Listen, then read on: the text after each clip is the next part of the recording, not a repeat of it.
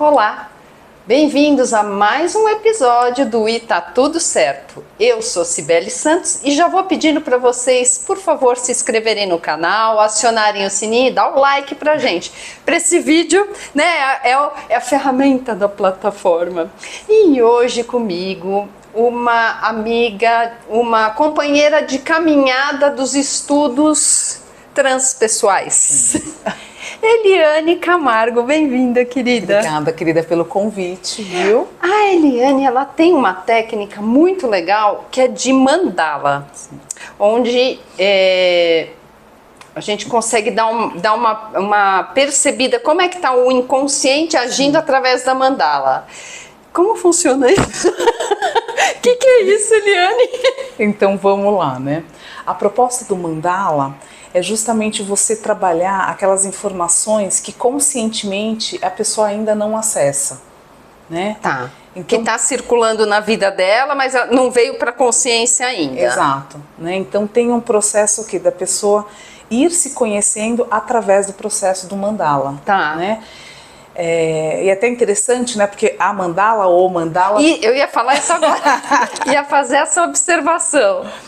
No frigir dos ovos, né, como diria o professor Hermógenes, felicidade ou felicidade não muda, né? A felicidade continua a mesma.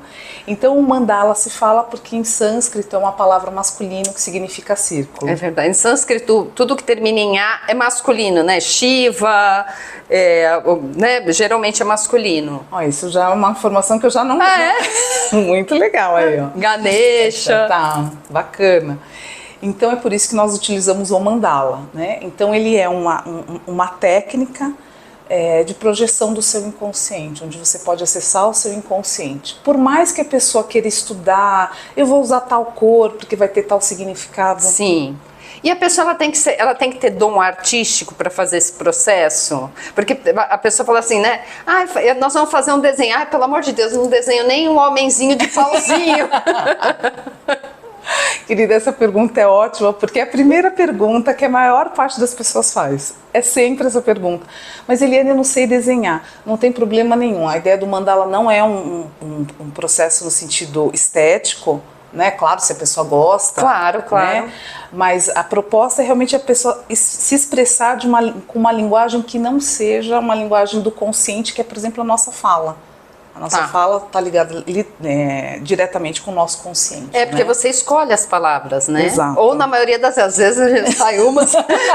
Como diz, quem que falava da gafe, o Jung ou Freud? Que falava São os atos falhos. Atos falhos, isso mesmo. Exatamente, dos atos falhos, né? Eu não vou nem me arriscar, mas eu acho que é Jung mesmo, né? Da coisa, ou o Freud também falava. Eu não lembro, um dos dois falava de ato falho, que é quando você solta alguma coisa no meio que você não escolheu falar, mas aquilo no inconsciente de alguma maneira era importante. Exato, né? Precisava ser expresso. Né? Então a linguagem da arte, né? A arte como um todo, né? Ela consegue acessar esse inconsciente, essa expressão, né? Então até a questão, por exemplo, a criança ela entra nesse processo de uma maneira muito mais espontânea, muito mais tranquila, né? O adulto, até pela questão do próprio contexto, então você está dentro de um contexto terapêutico. Então a pessoa se sente vigiada como se fosse, entre aspas, uma prova, né? Então também o processo, lembrando sempre que não tem certo e errado, não tem cor certa ou cor errada. Sim. Né? Então eu lembro de alguns pacientes que falavam de ter um pouco de receio de usar o vermelho, que vão achar que eu estou raivosa, ou usar o preto. Não existe isso, né? Existe uma linguagem subliminar, existe É até interessante, tem a Marie von Franz, que era uma discípula, né, uma orientanda do Jung, ela trazia muito essa questão, o processo da leitura, da análise, seja de que técnica for, por mais técnica que você tenha, ela sempre vai incluir o repertório do facilitador. Então, por exemplo, o tarô... Ai, troca em miúdos, porque agora a gente já deu nó aqui. Então, por exemplo, o tarô, né, que é uma técnica, que é, enfim, uma técnica antiga, bonita, né, mais conhecida. O tarô, se você tem um tarô básico, claro que você tem diferentes baralhos, né, diferentes cartas, mas o básico que as pessoas conhecem são os 22 arcanos maiores, você tem os menores que dá em torno de 70 e pouco. Isso, né? Acho que 78. E por que as leituras são diferentes? Porque tem um repertório do facilitador, do tarólogo. Isso, o facilitador, no caso, é quem está imprimindo aquela ferramenta. Exatamente, é a pessoa que está colocando para você, explicando para você, tornando mais consciente para você uma técnica, mas que tem a leitura dele. Sim. A decodificação, eu sempre falo isso, Sim. Quando você vai pegar, não importa o que o livro fala, né? Sempre a gente tem um estudo inicial, Sim. Mas importa o que representa para você, porque o teu cérebro, ele vai conversar com você, acionando seus arquivos. Perfeito. Então a carta, no caso do tarô, não tem mais significado do que a qual você dá para ela. Exato. Porque é uma forma de mexer nos seus arquivos e nos seus conceitos pessoais, né? Sim. E daí as pessoas perguntam, mas então quer dizer que é uma leitura subjetiva? Ela é uma leitura subjetiva, ela é uma leitura parcial, mas ela não deixa de ser uma leitura assertiva. Sim. Então cada leitura, né, ela vai ter, ela é subjetiva, ela é parcial, né, e ela é assertiva ao mesmo tempo. Né? Tem um outro princípio que eu acho muito bacana, enfim, e que foi uma coisa que sempre me despertou a curiosidade, né?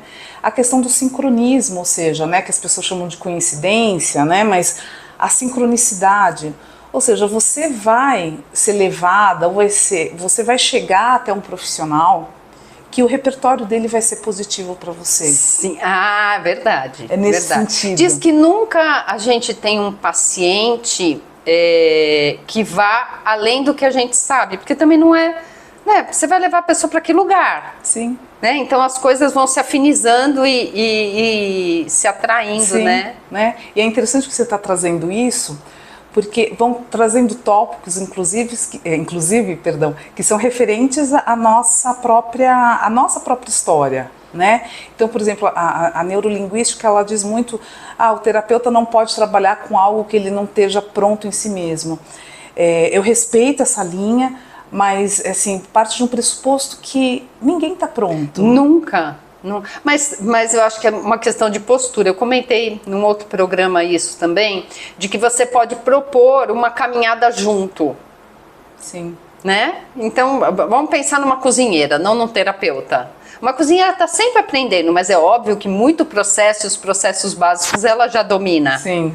Né? Então, ela pode propor isso. Olha, esse prato nós vamos aprender juntos. Só que a cozinheira já sabe muito mais do que uma pessoa que está aprendendo. Né? Que está começando. Que está começando. Sim. Né? E é a questão até dessa troca, né? De você pensar que tem um repertório do outro. Né? Então, o processo terapêutico, ele é um processo conjunto, né? E ele é guiado, você como terapeuta, você facilita o processo, mas a condução do processo, o processo de cura, eu não curo ninguém. O processo, você facilita o processo de autocura de quem chega até você. E o que é a cura, né? Agora a gente tá fosforilando aqui. E o que é? Né? Porque a cura é você sair de uma coisa desagradável para uma coisa ou suportável ou agradável. Sim. Só que em seguida, muito provavelmente, vai aparecer outra pedrinha no teu sapato, porque parece que o nosso processo de aprendizado passa por aí. Sim. Então, cura do quê, né? Quando a gente fala de doença física é mais fácil de visualizar, mas se a gente pensar em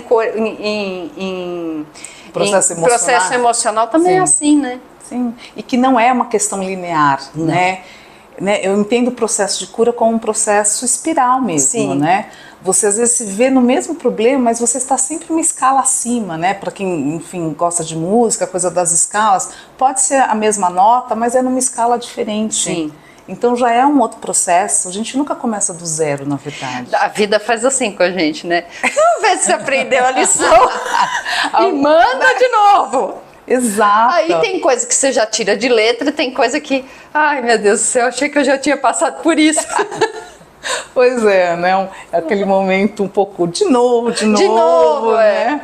mas, né, que é justamente esse exercício mesmo, né? Como que você sabe que você está apto para algo se você não se testar, se você não se colocar ali nessa prática? Então o processo do mandala é muito essa entrega para esse lugar de onde eu não conheço, então também tenho uma abertura, né? Então eu já tive pacientes que falam, não, eu não prefiro não fazer o mandala. Por quê? Porque tem um processo da pessoa não controlar.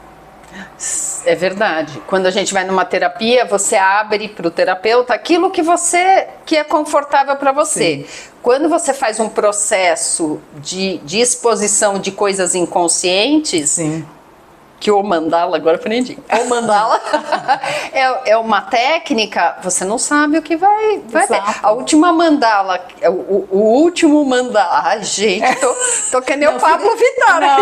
Ô Pablo!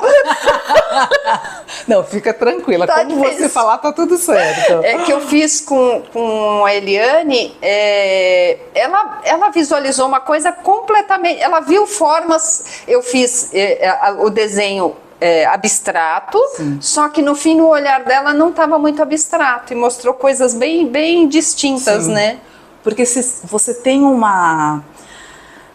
aquele entre linhas, é como se fosse, né, a experiência daquilo que se forma com um desenho abstrato. Você tem formas ali dentro, uhum, né? Então, por mais que a pessoa abstraia, ela sempre vai ter algo que sai dali, alguma forma, alguma imagem, né? E isso vai revelando. E também é importante falar que, né, enfim, desde 2010, nós estamos em 2024, sim, né? Então 14 anos, em 14 anos foi uma pessoa que não quis fazer o mandala, sim, né? E que é natural também. Nossa, já faz tudo isso. Sim. Né? Então já é um bom tempo, né?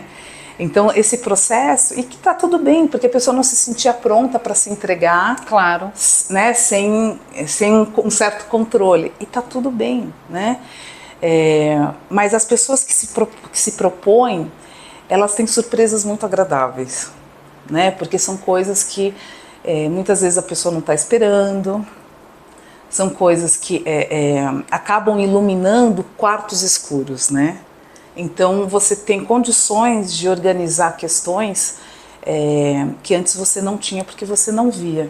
E eu acredito, a gente estava falando de cura, que cura só se dá no processo de consciência, ou seja, eu só posso tratar uma gripe se eu sei que eu estou gripada. É o primeiro passo, se não o mais importante, né? Então o próprio processo do desenhar o mandala já é um processo de autocura.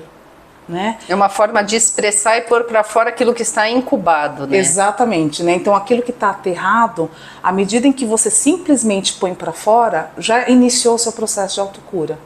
Então olha que interessante, então independente da análise até do terapeuta, aquilo ali já deu início, né, ao processo terapêutico da pessoa, né? E à medida em que a pessoa vai se sentindo confiante, ela vai se abrindo para aquilo, né? Então, assim... É viciante, né? Vai gostando. Exato, né? Tem um grupo de estudos... Isso, né, que eu ia falar. Eu acho que nesse processo, o mais interessante é treinar o olhar para enxergar. Sim. Né? Porque você pode ter, sim, desenhos abstratos, sim, ou pode ter até formas... prontas. Sim, sim. Mas o mais complexo, por isso do grupo de estudos, né? O mais complexo é você treinar para enxergar essas coisas que estão subliminares, né? Então, por exemplo, até ontem tive grupo de estudos, né? Então o exercício é esse, a análise dos mandalas prontas e também nós elaborarmos os nossos mandalas. Então também essa proposta. E é muito interessante realmente como é rico você entrar em contato com o repertório do outro, porque é isso, são percepções que eu não teria condições, o outro não teria. É muito legal, né? Você não viu isso? Vira de ponta cabeça. Nossa, mas tá claro. E a gente, né? Exato, então é muito rico, né?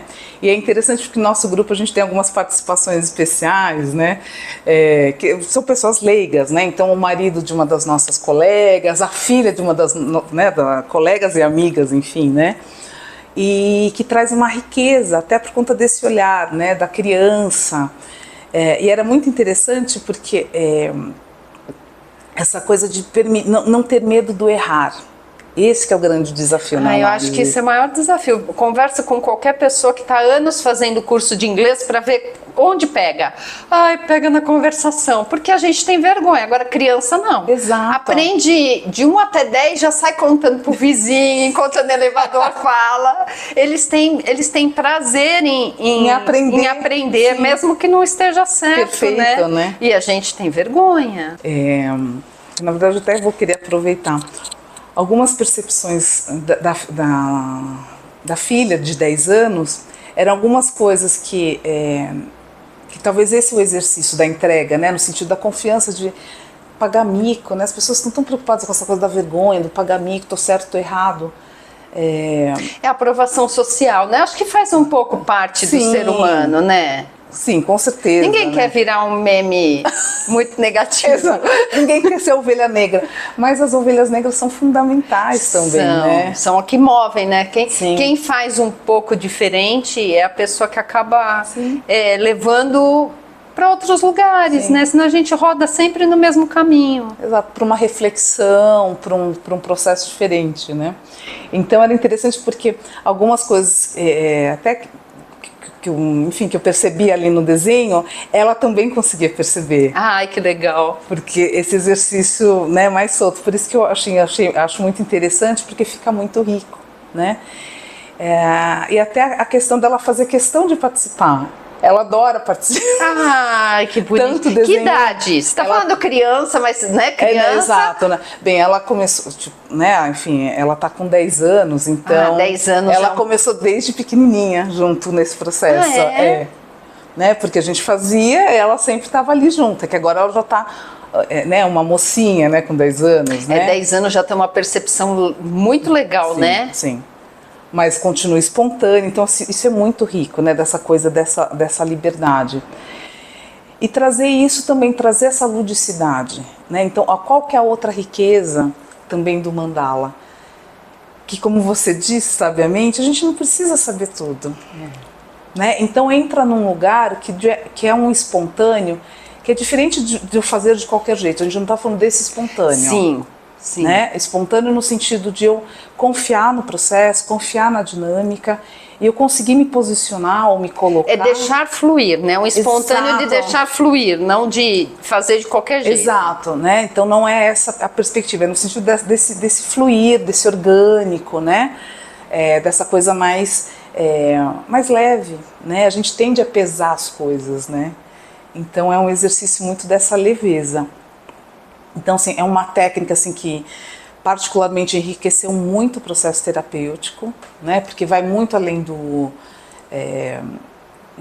consciente, do verbal. Do elaborado, né? Exato, né? Porque é até interessante, né, a questão da faceta do próprio processo, então até a pessoa também se sentir segura, porque no fundo o paciente também quer a aprovação do terapeuta, né? Então também um exercício... Claro. Que independente do meu posicionamento pessoal, existe um processo que é dessa pessoa. Então, o processo ali é de acolhimento. Né? Claro, se a pessoa faz algo que possa colocá-la em risco, ou colocar outros em risco. Claro, tem, né? Mas aí é um extremo, né? Exato, é uma situação extrema, exatamente. Né? Até uma pessoa que chega nesse grau, ela nem vai para uma terapia, ela precisa de uma coisa mais forte, com medicação, é outro estágio, sim, né? Ela vai fazer terapia concomitante, mas não, vai ser onde ela vai resolver essa questão mais séria, né? Porque tem coisas que são às vezes muito profundas, né? Sim. Então, é até interessante que você trouxe essa questão do acompanhamento até psiquiátrico. Fico muito feliz, assim, já tive pacientes também que estavam na alopatia e que conseguiram sair da alopatia e ir, por exemplo, um processo floral. E com resultados positivos, claro, né? Mas com acompanhamento. Com acompanhamento, sempre, né? Com desmame, né? Não com a anuência do próprio médico que a trata. Não é bagunça. Não, exatamente, cada um na sua área, né? Então, no processo terapêutico, um acompanhamento terapêutico, sim, né? Mas de acompanhar esse processo, de poder dar suporte dentro desse processo. enfim, você tem uma resposta mesmo prática, de mudanças práticas, né? E que é justamente esse processo de autoconhecimento que o mandala permite. E fala para mim, o mandala é feito com pincel, com tinta, como que é o processo prático disso? O mandala ele pode ser feito de qualquer maneira. Então, por exemplo, isso daqui é um mandala. Sim. Né? Aqui, tudo bem, esses aqui estão redondos, a gente tem uma técnica, né? Nós utilizamos uma técnica que parte do princípio desse círculo, justamente o nome, né? Porque o círculo, ele tende a ter um ponto de convergência, né? Então, esse também é um processo do labirinto interno, ou de algumas técnicas que utilizam a questão do labirinto. Né? Ou seja, eu não sei o que é labirinto interno, explica pra gente, por favor. Né? Você tem um ponto de convergência, que seria o teu eu superior, o teu self. Os nomes, né? É até importante também frisar isso, que os nomes pouco importam, o que importa é a prática. Né? Por que eu estou trazendo isso? Porque às vezes as pessoas se prendem tanto na técnica, na questão, ficam só presas no conceitual. O conceitual é importante, não estou dizendo aqui para abandonar os estudos, muito pelo contrário, o estudo é fundamental, estudo até hoje e vou continuar estudando. Mas de não se prender a isso, não ficar uma coisa academicista, sabe? Uma coisa só no acadêmico. Né? Eu percebo que você fala, tipo rotular, então a gente vai pegar aquele desenho, se o que está nesse quadrante é tal coisa, se está nesse quadradinho, se esse pintinho, é para ir além disso. Exatamente. Isso tem um significado também, eu percebo, né? O local, coisa e tal, mas ir além disso, né? Sim, porque tem algo que está ali, que está com aquela pessoa, que é um universo próprio, então você tem dicionário de símbolos que são universais, os arquétipos coletivos, né, que são essas simbologias universais, né? Mas existe aquilo que é referência para a pessoa. E lembrar que você, como facilitador, você também tem o seu repertório e a pessoa precisa do seu repertório.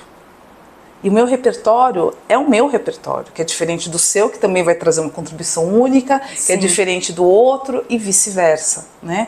Então, não deixar de trazer essa marca do seu universo, né? O processo terapêutico, ele é um ambiente, acima de tudo, de vínculo, né? Então, à medida em que a pessoa se sente segura, se sente olhada, considerada, independe a técnica. É uma conexão ali que se estabelece, né? Obviamente, hoje nós estamos fazendo menção ao mandala, que é uma técnica que eu gosto muito, né, que eu introduzi na minha prática do processo psicoterapêutico, né, e aí psicoterapêutico mesmo, porque isso também é importante observar, né.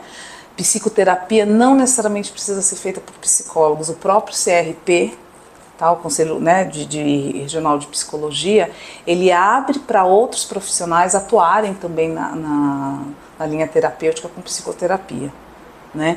Então, o que é necessário, obviamente, que precisa de um estudo, daí a questão conceitual, a questão de um preparo. Qualquer um pode fazer isso? Não. Né? Qualquer um pode ser um engenheiro? Não. Eu não gostaria de andar numa ponte que a pessoa não tenha se preparado. Passar por uma cirurgia. Exato. Não, eu vi umas aí. Eu vou abrir, eu vi já. A gente não gosta disso, né? Então, assim, é um processo, ou seja, existe um preparo, né? E então é esse equilíbrio, né? E não ficar só na questão acadêmica e também não ir para o improviso no sentido de fazer de qualquer jeito. Ah, não, tudo bem, eu posso pular, vou fazer. Existe um meio do caminho, né? Existe um equilíbrio, né? E acredito, né, que quanto mais a gente une as duas técnicas, né? Ou seja, as técnicas que eu falo as duas dimensões, né? Os dois olhares, né? O acadêmico e o prático. Né? Você tem um resultado melhor, né? E a questão também da responsabilidade, né? Um processo muito delicado que nós estamos passando, né? E isso é uma coisa muito global mesmo. As pessoas estão com medo de viver, literalmente. Cada vez mais estamos ficando presos em casa, né? Sim. E cada vez menos pessoas, principalmente pessoalmente, né? Sim.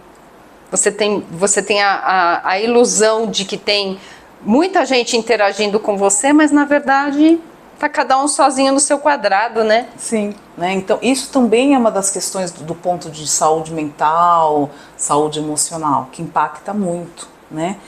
Então, à medida em que a gente vai trocando, né? À medida em que a gente vai se permitindo mesmo sair do seu repertório, encontrar o outro. Ou os outros, né? Exato. O fato de você sair na rua e ver gente desconhecida também é positivo, né? Sim, né? Que também é uma troca, uma partilha, né?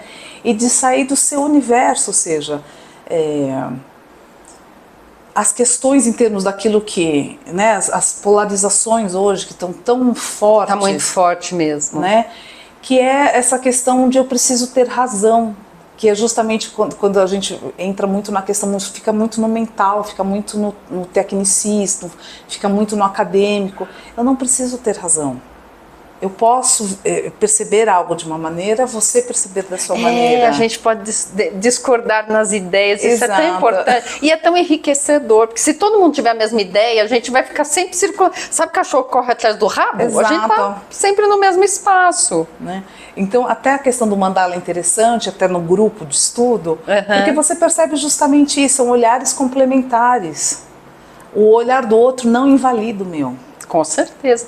E Eliane, fala para mim, quando eu faço o meu desenho, Sim. ele mostra a minha vida, o meu momento, o que exatamente, o que está sendo representado naquele projeto do meu interior. Que parte minha, como é que funciona? Tá. A beleza do mandala é que ele é como um artesanato, né? O artesanato nunca sai igual. Né? A pessoa pode fazer 1000 galinhas, né? Sim, sim. Uma pintinha vai ficar diferente da outra. Sempre vai ter uma diferença, né? Então, até no sentido que o que está saindo ali é aquilo que a pessoa está pronta para lidar, né? Então, ela pode ter uma parte, algo que aconteceu, uma emoção que ficou ali estagnada. Ela pode ter uma projeção, algo que pode ser acontecer. Como assim? É um trabalho de adivinhação? Não, gente, é psicotécnico. Se a gente está caminhando, se eu for em direção ali, eu vou dar na porta. Eu vou encontrar uma porta, né? Então existe um processo que é esse, emocionalmente, eu estou caminhando numa direção, a tendência é que eu vá parar em tal lugar. Então existem até projeções nesse sentido, em termos de tempo e espaço, que também é uma coisa muito discutida, né? Então nós não estamos falando de adivinhação, nós estamos falando de uma tendência, de uma projeção e do momento atual. Ah, tá. Então, isso se requer uma problemática atual, mas essa problemática pode estar surgindo por um problema passado? Pode estar surgindo por um problema passado. Então, por exemplo... Uma dor, né? Às vezes aquela dor está se somando a alguma coisa que já é de infância. Exato. Ou recorrente. E é muito interessante que muitas coisas nós vamos, até por uma questão de estratégia de sobrevivência, nós vamos normalizando as coisas. Senão a gente não consegue, senão nós não é por conta, mal, senão exato. não dá conta. Você imagina você vivenciar, e a hora que vocês estão falando com uma escorpiana, que é difícil. Né, as coisas batem muito forte, mas se isso for se somando muito, não dá conta. Não, é claro que não, né? E ninguém dá conta. Ninguém né? dá conta. Então são processos que vão surgindo justamente para liberar camadas. Então, qual camada que está pronta? Vamos supor, se é uma questão de ansiedade, por isso essa questão do futuro. A pessoa, sei lá, vamos pensar uma jovem, sei lá, dos 17, 18 anos que estão no processo de um vestibular. É natural que a tendência aqui seja uma projeção de futuro. Então, é um processo... Uma ansiedade, uma né? ansiedade, ou seja, é uma questão atual, mas que vem o quê? De uma preocupação com o futuro. Então, também nesse sentido de nós entendermos que passado, presente e futuro nós estamos falando aqui. Entendi. Né? Alguma questão, lutos, por exemplo. A tendência qual que é? É uma idealização daquela figura que partiu. Então, o processo de luto envolve sim uma raiva daquela pessoa ter nos abandonado. Não interessa que eu tenha consciência que obviamente aquela pessoa não me abandonou, ela faleceu, morreu, enfim. mas emocionalmente... Sim, às vezes raiva de Deus, né? Porque levou embora de mim agora. Exato. Mas que são coisas que conscientemente... Como que eu vou falar que eu tenho raiva, sei lá, né, um pai, às vezes uma criança que fica órfã cedo, né, de uma perda muito precoce. Como que eu lido com aquilo? Então eu lido do ponto de vista do inconsciente, que é, por exemplo, a questão dos pesadelos. Qual que é a função dos pesadelos? É justamente lidar com questões que nós não damos conta do ponto de vista consciente. Então por isso que também o mandala, por que eu estou trazendo sonhos? Porque eles são portais, dimensões correlacionadas. É sempre... Quando você vai fazer, é aleatório, tipo assim, vamos trabalhar. Ou você pode focar, por exemplo, eu tive a morte de um cachorrinho, né, que era meu companheiro, eu não estou conseguindo lidar. Você dá para fazer tipo uma interiorização nessa dor e produzir a mandala? Sim. Ou ela é aleatória, assim, só se concentra e faz? Isso é muito legal também, porque isso também tem a ver com as técnicas. Você pode ter desenhos espontâneos, né? Então, por exemplo, eu tinha uma paciente que ela fazia em casa, ela gostava muito de desenhar, então ela produzia em casa e ela levava os mandalas prontos para a sessão. Então ela também era uma exceção, nesses 14 anos, né? Porque geralmente ela é feita na hora, ela né? é feita em sessão. Também tem momentos, tem pacientes que eu intercalo, então, por exemplo, se você sentir vontade... Tem lição de casa. Tem lição de casa, exatamente, às vezes tem lição de casa. E a questão de produção na hora. Eu gosto muito de trabalhar com temas, que é justamente a gente pensar num tema específico. Sim, a gente interiorizar aquele conflito e produzir a mandala. Interessante isso, né? Porque é um recurso terapêutico muito forte, ou seja, o que há sobre essa questão que nós não estamos conseguindo ver ainda e que o mandala vai ajudar a trazer à tona, né? Então... Você usou até esse exemplo do cachorrinho, né? Por que está doendo tanto? Porque de repente eu ganhei esse cachorrinho do meu ex-relacionamento. Tá. Então esse cachorrinho não representa só aquele luto, ele representa o luto de uma relação. Sim. Mas aquele cachorrinho de um vínculo, a gente está falando, sei lá, de um ex-parceiro, mas poderia ser também de um pai, de uma... Né? Claro, ou no momento muito feliz, no momento que a pessoa estava com grana e depois não está mais com grana. Tem mil coisas, né, que podem estar atreladas. Né? Então, às vezes, não que a pessoa não tenha afeto pelo animal, não é isso, né? Sim. Mas tem muito mais por trás. O que está associado, né? Para ir soltando essa dor, né? Porque a gente significa... Muitas coisas podem estar concentradas numa situação só, né? Então tem essa riqueza, né, desse processo, dessa leitura, porque no final o mandala se torna uma leitura e que nós fazemos em conjunto. Então, por exemplo, a análise do mandala nós fazemos em conjunto. Eu faço em conjunto com o paciente, né? As figuras, Ele passa a impressão dele também, fora a sua, sim. Ele passa a impressão dele. Então, por exemplo, né, ele traz o processo dele, como que foi fazer aquilo, porque para algumas pessoas é mais tranquilo, às vezes tem temas que são mais difíceis, no sentido assim, demora mais para a pessoa se inspirar, o que eu vou fazer? Né? Tem muitas pessoas que às vezes falam, eu tô sem inspiração, mas de repente a coisa vem, ela acontece. Pode acontecer, por exemplo, você dá trabalho de casa e a pessoa é perfeccionista, depois ela fica arrumando a mandala, porque a mandala a gente faz de uma vez só, sim, né? Você senta, sim, produz, a hora que você achou que tá bom, acabou o desenho. Sim. Mas assim a pessoa fala, eu podia ter posto uma pontinha aqui. Porque mesmo, é interessante, porque quando... sabe aquela coisa, até brincadeira, né? De pessoas que às vezes ou sujavam a lição de casa, sim, tipo, olha, aconteceu isso, borrou, porque às vezes uma tinta, claro, né? Porque você falou até, havia perguntado da técnica do material, pode ser feito de qualquer material, desde fio, pintura, com terra, com pedras, com o material que a pessoa... Não é tudo isso que você usa, né?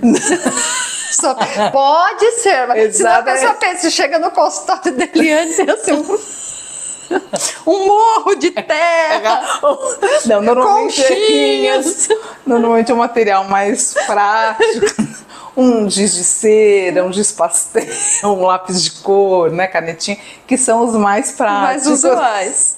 Mas pode ser qualquer material. Esculpido na pedra, depois a pessoa levar para casa, dá um problema. Né, mas são materiais que podem ser utilizados, né?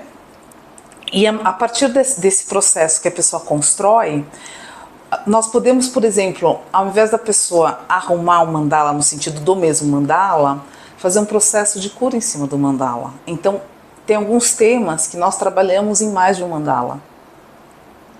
Você não precisa finalizar um tema num mandala. Ah, sim, entendi. Ainda ter emoção acerca daquilo, Sim. e aí você produz outra e Sim. outra, até aquilo se esvaziar.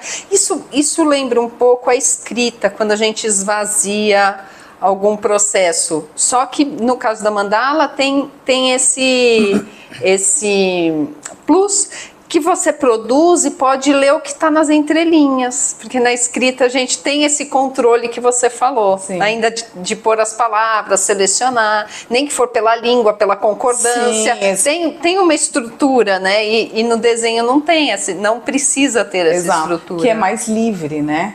Então você tem um processo até da própria criação que te permite fluir mais. Porque o mandala ele pode ser só um círculo. A pessoa pode literalmente fazer só um círculo e aquilo é o mandala dela e está tudo bem. Aquilo vai representar algo, aquilo tem um significado. Ah, mas o significado é sempre o mesmo? Não. Por isso que é importante a gente não ficar preso num... Ah, então eu desenhei uma árvore, significa isso, x, y, z. É o que está por trás dessa árvore. Como que essa árvore entra no teu repertório, né? Então, claro, a gente utiliza os recursos dos símbolos coletivos. Tá, do inconsciente coletivo. Do inconsciente coletivo, né? Dos arquétipos, né? Enfim, mas do inconsciente coletivo, mas direcionando o que é essa árvore para essa pessoa, o que é a árvore para a Cibele, o que é a árvore para mim. Sim. Porque eu também faço parte desse processo de análise. Ai, que legal isso, né? Legal pensar isso, que você acessa um campo que inclui o campo de quem vai ver. Exato. Como se você estivesse mandando sabe a mensagem dentro da garrafa que vai pro, né? Que vai pro coletivo, que vai chegar em alguém, né? Então, por que é importante nós não esquecermos do papel também do terapeuta?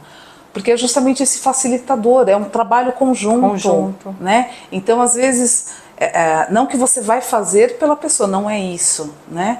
Mas você vai literalmente facilitar um significado. E é por isso que é importante você também colocar aquilo que é o teu repertório. Porque essa que é a troca mais efetiva ali naquele processo, naquele vínculo, né? Você tem alguns autores, né, que até a própria personalidade do terapeuta, ele vai ter extrema interferência no processo terapêutico, né? Porque essas conexões, esse alinhamento... Nossa, eu nunca tinha pensado nisso. Que às vezes você coloca inconsciente na linguagem que o outro possa ler, né? Sim, porque tem, né? Então é um facilitador. Tem tudo a ver. Sim. Tudo a ver, tio. Tem tudo a ver, mas não tinha pensado nisso. Sim. Né? Porque tem uma contribuição. E é interessante porque nós estamos falando aqui, pode parecer, então isso só para as áreas subjetivas, subliminares. Não, se você for ao médico, mesmo que você tenha um protocolo, podem ser coisas distintas, tanto que até para você chegar num diagnóstico, é porque tal profissional é mais competente? Não, gente, existe uma diferença de conhecimento, né? Ou de sensibilidade, né? Às vezes a pessoa não tem o conhecimento acadêmico, mas tem uma sensibilidade. Eu conheço gente que faz isso no carro, que a pessoa olha, sabe, mecânico, Sim. que tem uma sensibilidade que ele, no carro, deve ser tal coisa, vai, troca e Que isso, ou seja, um mecânico, né, a base de um motor, ótimo esse exemplo, que é a base de um motor que é super técnico. Isso, por isso que eu coloquei, né, sair do âmbito de pessoas que tem uma vibração que dá para entender melhor, mas com coisas também isso acontece. Sim, né, então assim, qual que é a diferença? E até desses trabalhos técnicos, um encanador, né, um pintor. Então, nossa, como você descobriu? A pessoa fala, são anos de trabalho, e a gente acredita nisso Sim. mesmo, mas tem um componente de sensibilidade, de percepção, que às vezes não é tudo no material, tudo no visual, Exato. Tem uma coisa a mais, né? As pessoas também têm muito, uma dificuldade, às vezes, de compreender o que é a intuição, o que é essa sensibilidade. Isso. É um requisito, como fala, para privilegiados? Não, gente, isso não pertence a uma elite. A sensibilidade faz parte do ser humano e é vibracional, enfim.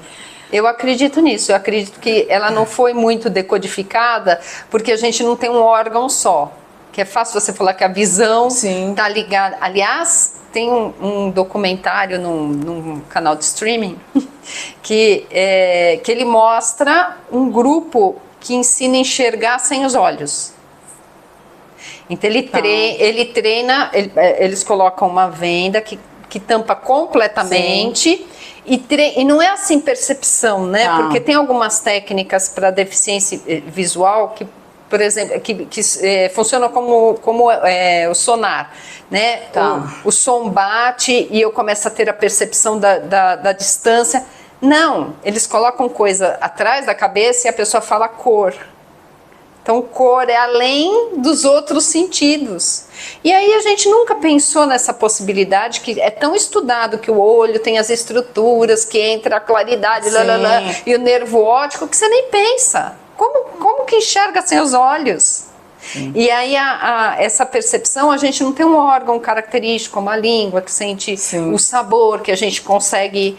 Então fica uma coisa meio, nossa, mas a pessoa nasceu com uma... Não. É uma percepção corpórea mesmo, né? É uma capacidade corpórea do ser humano. Que é uma habilidade. Uma habilidade. Sim. Né? Então, assim, que é acessível a todos, né?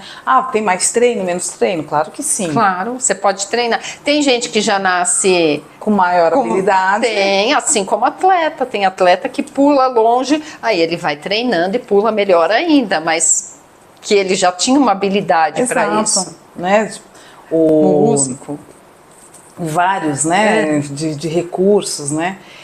Então esse processo mesmo de validar essa percepção eu acho fundamental, porque qual que é a nossa tendência no nosso mundo atual? É invalidar essa percepção que não é científica, acadêmica, que não é racional, né? Eu gosto de exemplificar e de pensar na inteligência intuitiva como e fazer uma análise com a inteligência racional. Que inteligência intuitiva a gente chega de A a C sem passar por B. E na inteligência racional, para chegar em C, precisa se passar por B. Então a inteligência intuitiva ela é mais rápida. E ela é assertiva, porque ela vai chegar no C. E às vezes você não tem como explicar. E esse não ter como explicar que faz com que ela seja invalidada. O fato de você não saber explicar algo não significa que aquele algo não esteja correto ou assertivo. Né? Eu posso não saber como que eu acendo a luz. Eu sei que apertando ali no interruptor vai clarear. Acende. Exatamente. Né? Eu posso não ter toda a explicação técnica, eu posso ter um conceitual, mas isso não invalida o botão que eu aperto e liga tem a luz. Né?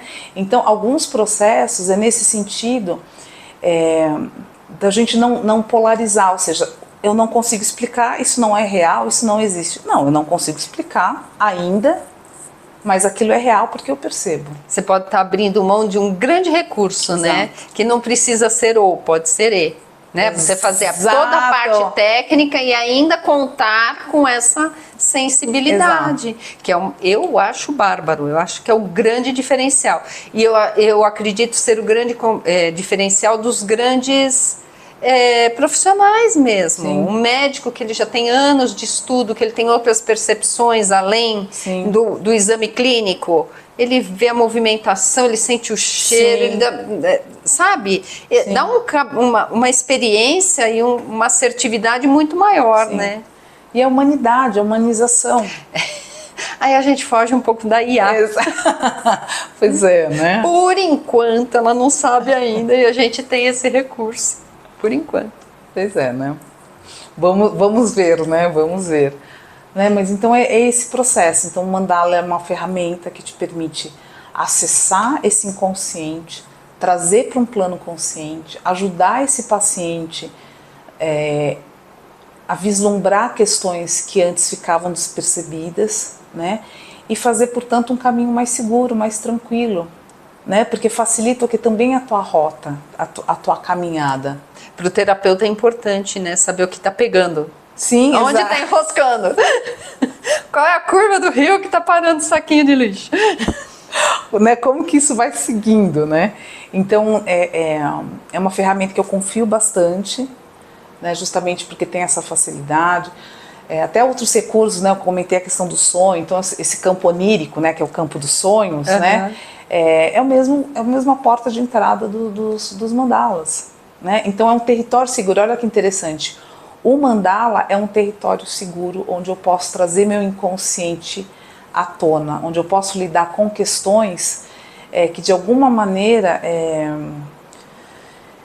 eu me sinto insegura, ou eu tenho receio, ou de alguma, né, que de alguma maneira ainda estão no inconsciente. Pode ser a foto de um conflito, né? Exatamente, pode ser a foto de um conflito, né? Então ele é uma foto, né? Então ele traz esse instantâneo para a realidade, né? Então, enfim, eu brinco que eu sou suspeita, né? Vamos Exato, mostrar, né? para o pessoal um pouquinho. Então vamos lá, né? A Eliane trouxe algumas mandalas de estudo já, Tá. para ela analisar, pra gente ver como funciona. Tá. Então, e eu sei que tá longe, mas vai aparecer de pertinho aí para vocês. Tá. E o que é importante a gente até lembrar? A privacidade, a confidencialidade dos pacientes sempre fica resguardada, obrigada, sempre fica resguardada. Então nós vamos mostrar só a parte onde aparece o desenho, a parte de trás, que tem os dados, inclusive, dos pacientes. Sim, e também não interessa. Fica sempre resguardada, né? Queremos resultados. Exatamente. Então aqui eu vou... Me dê qualquer um. Na verdade eu vou pedir para você escolher. Bom, já gostei da primeira, né? Já eu vou só pôr assim para não aparecer o nome. Da primeira? Você quer a primeira Isso, mesmo? mostra assim. Tá legal. Tá. Então, bora lá. Então, esse mandala aqui, por exemplo, né, é um desenho teoricamente abstrato. Ah, eu já vi um olho com a íris, os vasos. Ótimo, ótimo. Para né? mim não é abstrato. Perfeito. Ou seja, o desenho que está por trás, perfeito, é isso. Então, aqui você já percebe um olho, né? E o que é interessante, né? As ramificações, os pontos, né? Então, quando a gente olha para um desenho assim, ele te passa o quê? Alguma emoção? Para mim passa como se tivesse machucado ou irritado. Muito interessante. Sei lá, é a minha sensação, entendeu? Tá. Como se estivesse sofrendo agressão. Tá. Por que é interessante? Porque essa percepção, justamente porque tem muita ramificação, então como se fossem os nervos dos olhos irritados, né? E o que é interessante? A gente vai percebendo esses 4 pontos. Os 4 pontos cardeais. Né? Então, o que é interessante? A essa irritação. Para onde eu devo ir? Então, o excesso de informação. Para qual caminho eu sigo? Para onde eu olho? Para onde eu olho? Ou algum desses caminhos está me gerando incômodo, né? Mas aqui a gente percebe que tem um excesso nessas ramificações. Então esse olho, ele está com excesso e ao mesmo tempo, né, o centro, ele tem uma cor mais suave, ou seja, tem uma clareza, né? Tem uma clareza. Então o que é interessante? Embora seja uma situação em que está me conturbando, em que está me tirando do meu lugar talvez de segurança, da minha zona de conforto, existe um caminho que vai me levar para esse lugar mais tranquilo. O centro é mais tranquilo, né? O centro é mais tranquilo. Então, o que é importante? Que tem uma demanda externa da pessoa que está tirando do centro dela de paz. E isso na terapia foi visto mesmo? Esse mandala aqui é de 2020, 4 anos, sim. Né? Por quê? Né? É por isso que eu pedi para ela trazer, que era para ter um caso mesmo, não só um desenho para ser analisado, mas para ter o caso real. Né? Então são de pacientes mesmo, né? Então sempre, como, né, se comentou aí no começo, sempre a identidade é sempre resguardada. Claro, né? claro. Então a parte de trás aqui que eu tenho informação fica comigo. Então o processo, o que é? Um processo externo que não envolve a pessoa, ou seja, qual que é o desafio dela? é ir para o centro dela, ou seja, por que ela está indo tanto para esse externo? Por isso que porque ela está sofrendo tanto com as influências, né? Deixando tanto as influências afetarem. Exato. E quando essa pessoa fez, ela fez um olho ou ela fez um abstrato? Ela fez um abstrato. Ah, que interessante, porque às vezes... Perfeito, ela fez um abstrato. Uma das coisas da mandala é que a gente põe um nome. Né? A gente dá um nome para mandala. Sim. Então você pode desenhar uma flor, um passarinho, sim, você pode desenhar um objeto, o que você quiser. E no caso não foi, mas para mim é muito característico um olho. Exato, né? Fica muito forte, né? Até a estrutura, né? E o que é interessante que a gente até comentou aquela questão da ansiedade de pacientes mais jovens. Processos, o que eu vou fazer, bem na escolha de carreira, de profissão, de caminhos, né? Então, ou questões ligadas a esse futuro, né? Então, eu estou olhando, estou querendo concluir algo e que às vezes realmente não é eu não consigo resolver agora. E a questão do título, né? Até os temas eu tenho anotado para cada paciente, é começo. Não, e para esse paciente aqui, eu acho que veio a pior informação que a gente pode receber numa terapia. Você sabe o que você tem que fazer. Como isso é terrível. A gente sabe que é verdade, mas... O desafiador é o como, né? Sim. Então, qual é o como, né? Daí, como eu chego lá. E daí, assim, você pode facilitar, você pode dar dicas, sugestões, né? Você só não pode fazer pela pessoa e entender que se ela realmente, olha, nenhuma dessas sugestões me cabe. Perfeito. Tá tudo certo também. Certo também. E tá tudo certo. Olha lá, o programa tá tudo certo. E tá tudo certo. Eu gostei dessa também. Tá, então vamos lá. Quer dizer, eu gostei de todas. Só para você pôr atrás, ou não? Ou tanto faz também, né? Tanto faz, eu não vou levantar. Perfeito. Então vamos lá, olha que interessante. Para mim eu peguei outro olho. Olha que na verdade foi até bom que você deixou em cima. Então, isso. O que nós fazemos também com os pacientes? Nós fazemos uma cronologia dos mandalas. Ah, que legal. Isso é importante, né? Porque... Super importante. A Anis de Oliveira fazia isso também, né? Que é essa coisa de você observar o tempo, né? E como a gente repara. Então, mas é do mesmo? Não é o mesmo. Ah, bom. Mas olha que interessante como nada é por acaso. Localiza os 4 pontos cardeais. É verdade, eu não tinha visto, tem florzinhas aqui. Inclusive na mesma cor. Que interessante. E também o amarelo, o azul mais para o centro. É verdade, tem uma correlação. Os pontos cardeais exatamente na mesma direção, né? Então... Eu vou deixar aqui se você precisa. Né? Então, o que é importante, né? Por que a gente vai trazendo, né?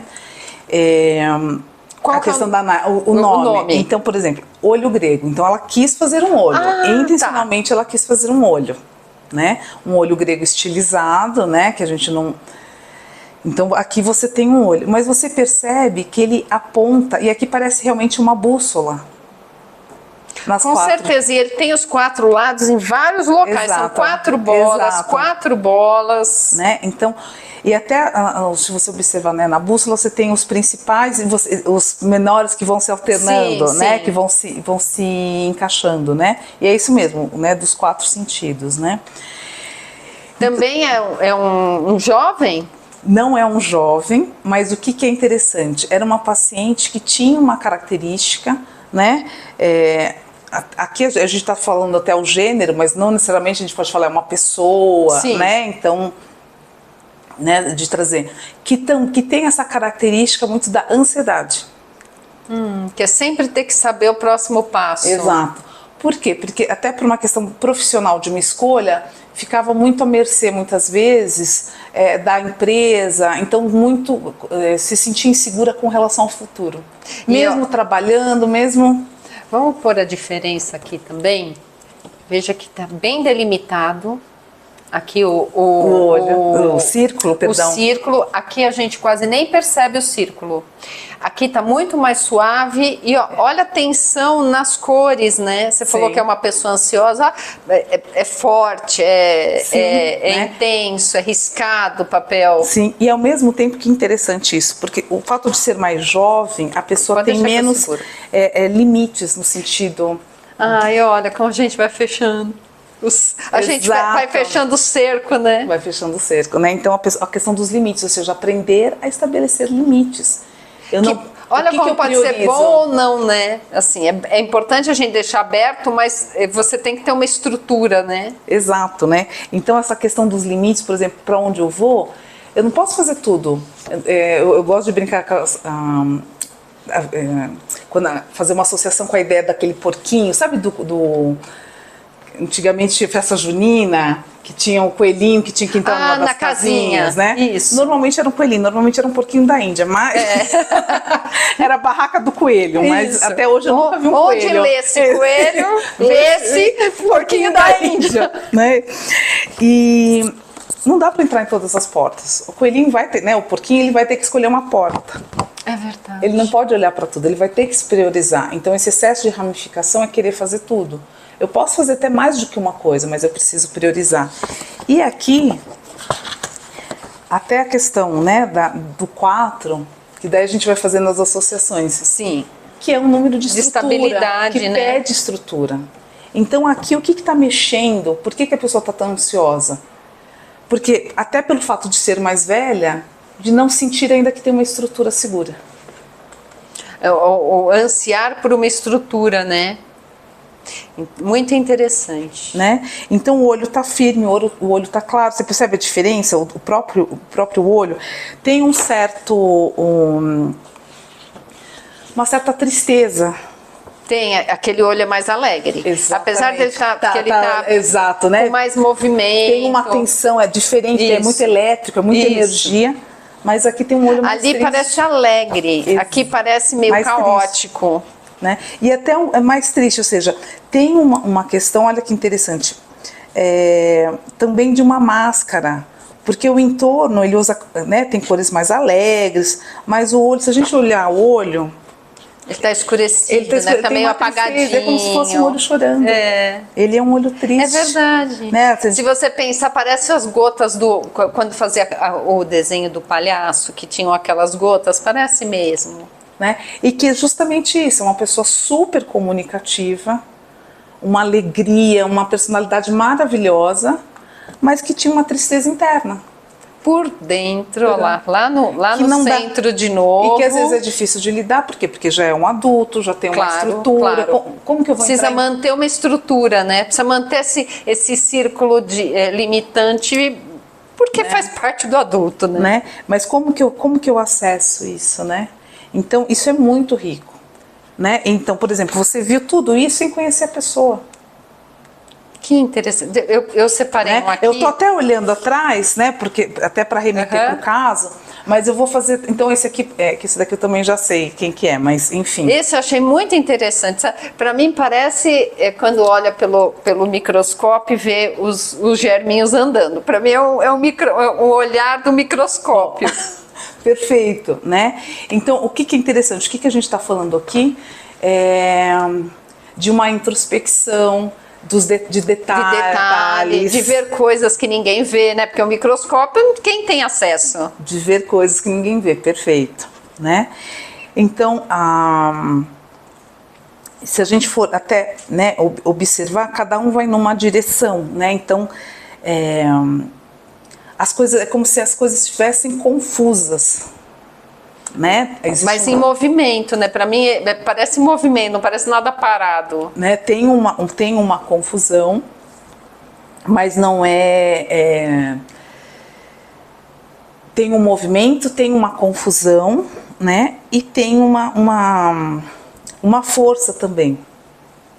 Né? Então, por que eu estou falando dessa questão da força? Né? Porque a gente também consegue sentir a vitalidade das pessoas. Ah, é verdade, ó. Né? Quer ver, ó?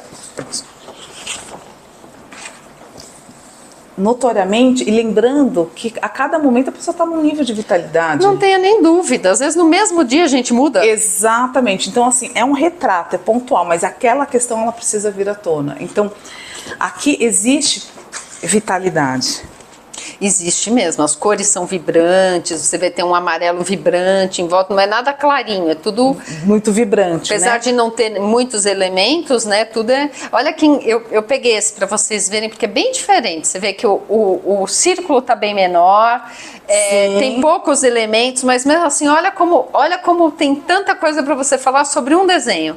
Né? E que você pensa, poxa, mas não tem nada. Então, por exemplo, se é a questão do microscópio, ou seja, a pessoa ela está no momento de introspecção, ela está olhando para questões, ela está observando questões ali que precisam ser evidenciadas. E talvez de fora, né? Porque o microscópio você nunca está na lâmina, você está de observador. Exato. Então é sair, legal, vamos, né? Até congela essa. Catei. Exato. Né? A pessoa precisa estar de observador. Por quê? Porque esse caos, tem um caos, é um caos emocional. Sim. Essa confusão é uma confusão emocional. Muitos detalhes, como que eu faço, para qual direção eu vou, cada um, né? Porque você, pensando até na lâmina, cada um está indo para um cantinho, né? O que eu faço, para onde eu vou? Eu preciso ganhar um olhar. Então no mandala também já tem a própria resposta. Ah, isso a gente não tinha falado, né? Que o mandala ele traz o conflito, mas então, traz a saída também. Exato, isso é fundamental. O mandala, por si só, ele já traz a saída. Né? Então, o que essa pessoa precisa fazer? Ela precisa dar um passinho para trás e se colocar como observadora ali naquele processo. É como se ela estivesse assistindo uma televisão. Né? Como que é o nome desse? É mandala colorida. Né?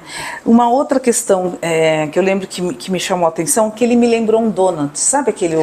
sim, o doce. O doce com os granulados coloridos em cima. O doce.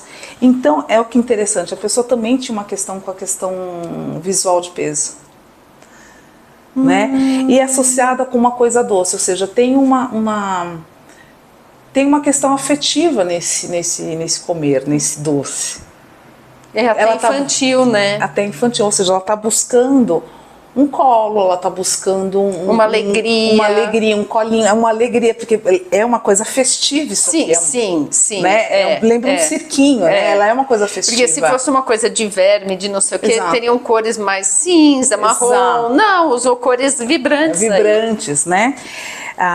E até a coisa do confete, né, da coisa de alegria. Então tem uma coisa alegre. Então tá buscando o quê? Uma alegria, tá buscando um colinho, tá buscando uma coisa doce. Então qual que é o caminho? Eu posso fazer isso de outras formas, não só pela forma oral, não só comendo, né? Trazer outras alegrias para a vida, né? Trazer outras alegrias para a vida. Interessante.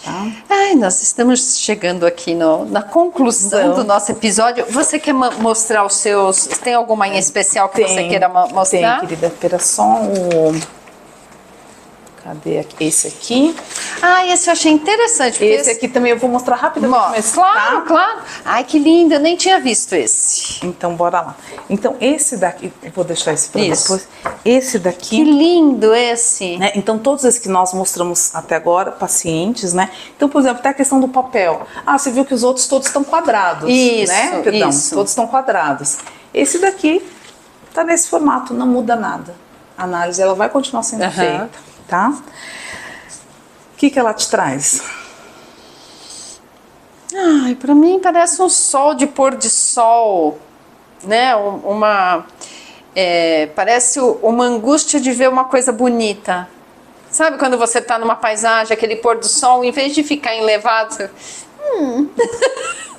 É isso que me traz. Perfeito, né? Deixa eu ver, só até trazer um pouquinho. Cadê aqui? Então a gente falou de alegria. Aqui, ó. Ou seja, tem uma melancolia, tem uma da mesma pessoa? Não é da mesma pessoa. E olha como o círculo central aqui dos dois é amarelo. Perfeito, né? Então assim, tem essa força. Você percebe que é diferente, tem uma força, né? Então o que é interessante? É uma adulta, né? É uma pessoa adulta e mesmo que exista uma harmonia, você vislumbra uma tristeza, uma melancolia, né? E o centro tem muita luz. De novo, né? Levar para o centro. Né? Então, qual que é o caminho aqui? Como que eu saio dessa tristeza? É eu voltar para o meu centro. Por quê? Quando eu vou para fora, eu enxergo uma beleza que é talvez como se eu não pudesse alcançar aquilo. O pôr do sol está longe, né? Isso que eu ia te falar, é como se eu não fizesse parte. Ele é bonito de ver, mas eu não faço parte. Isso, perfeito. Uma pessoa que você nunca viu na vida, você está fazendo a leitura. Verdade. Sim. Né? Então, olha a riqueza, né? Tudo bem que nós somos colegas, estudamos juntas. Faz muito tempo que eu não vejo nenhuma. Bom, a última que eu vi foi a minha. Exato, que eu fiz com você. Né? Mas como é rico. Olha como, né? É isso, é preciso. Como chama? Somebody to Love. Alguém para amar. Algo bonito que não faz parte. Sim. Ou seja, como que eu lido com essa... Existe, mas não para mim. Exato, não tá longe, mim. Né? Da coisa do pôr do sol, uma coisa longe, é bonito, mas está longe, né? Então, como que eu trago, como que eu saio dessa melancolia? Como que eu trago para minha vida? É o mesmo caminho dessa daqui, ó, quer ver? Ó? Cadê o nosso donut? É trazer o que me traz alegria, fora só isso. Será que a única forma de alegria é isso ou tem outras formas? Será que é no externo ou no interno? Né? Será que é no externo ou no interno? Porque tem a coisa da ilusão. Sabe a cenourinha do cavalo? Sim. As pessoas estão sempre, às vezes, atrás dessa cenourinha. Ai, gente, essa cenoura pega a gente. Sabe, só falando para o pessoal, a imagem de que se pendura uma cenoura na frente do cavalo, onde ele não alcança. Então, ele sempre vai andar em direção a pegar essa cenoura, mas não vai alcançar. E isso na vida da gente acontece com várias coisas, né? Então, esse é o processo. Então, olha que interessante, pacientes distintos, idades distintas, mas muitos processos, nós somos humanos, sim, então os nossos todo mundo passa pela mesma coisa. Né, por situações similares. Então, esse processo de trazer para si. Fala um pouquinho desse daqui que eu achei tão interessante. Então, assim. Esse daqui é interessante porque não era um paciente, era de um grupo de estudos. Tá. Né? Isso foi feito por uma criança? Não. Olha, tá bem infantil, é uma visão, não o traço, sim, você vê que o traço está bem feito, mas me parece uma visão bem infantil. Né? Esse foi feito num grupo de estudos, né? E tem essa característica infantil, é um senhor de idade. Ele ressente a criança dele, que ficou para trás? Não sei. O que é interessante é uma pessoa que está entrando num processo de senilidade.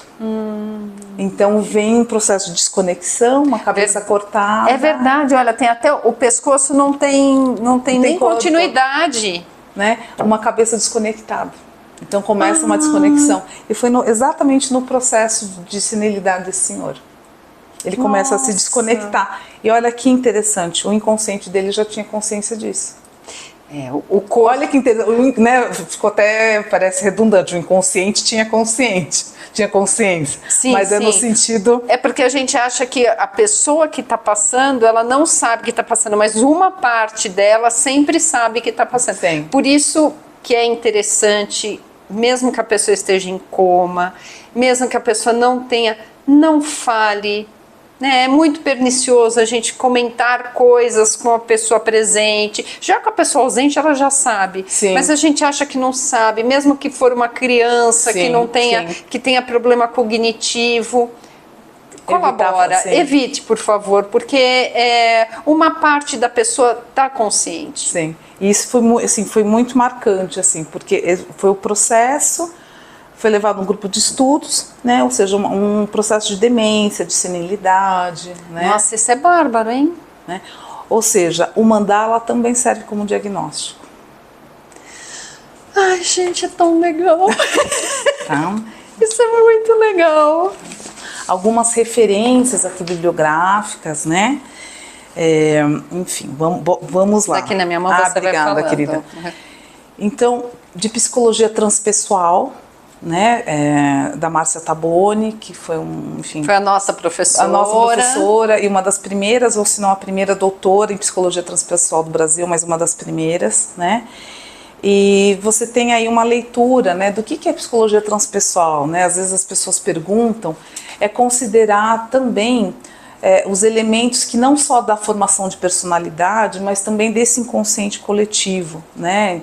Você considerar aí as percepções extras físicas, né? Esse mundo mais sutil. Isso. Então, o que abrange isso?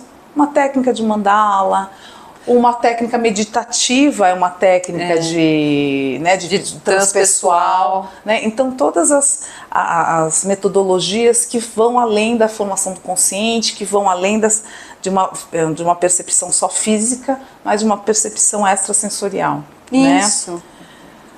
Né?